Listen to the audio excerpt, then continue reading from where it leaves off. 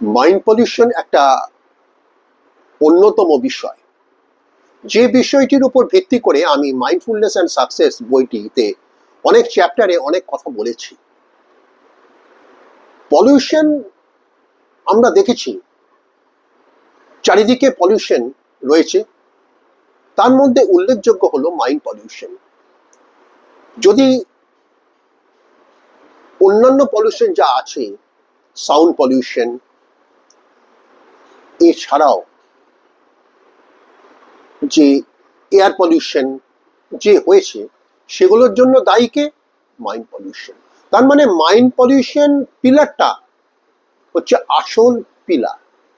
এই মাইন্ড পলিউশনটাই অন্যান্য পলিউশনকে অনুপ্রাণিত করে, এগিয়ে দেয়, যার ফলে মানুষ আজকে এই পর্যায়ে উপনীত হয়েছে। কোন পর্যায়ে? স্বার্থপরতা, নিষ্ঠুরতা, বর্বরতা, হিংসা, দেশ, এগুলি হচ্ছে মাইন্ড পলিউশনের উপহার। মাইন্ড পলিউশন যদি ফ্রি হয়ে যায়, অর্থাৎ মন যদি সৎ হয়, মন যদি পবিত্র হয়, তাহলে সমস্ত পলিউশনই রদ হয়ে যাবে, কোনো পলিউশনই থাকবে না। সমাজ একটা পবিত্র আবহাওয়ার মধ্যে সমাজ টিকে থাকবে।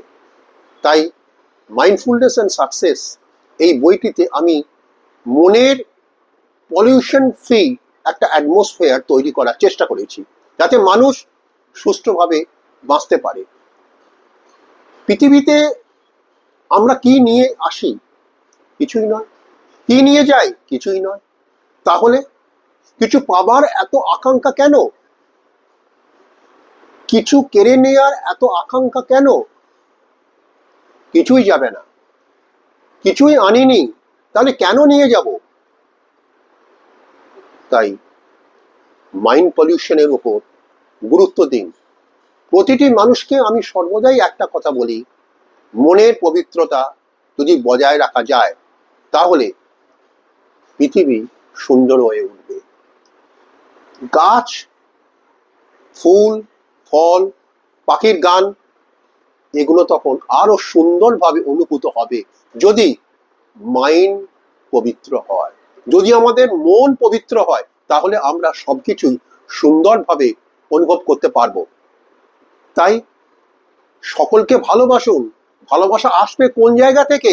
যদি আমাদের মাইন্ড পলিউশন ফ্রি ওয়ার্ল্ড আমরা উপহার দিতে পারি। তাই mind pollution free world, accept that one at each and every spheres, mind pollution free world. Thank you. নমস্কার।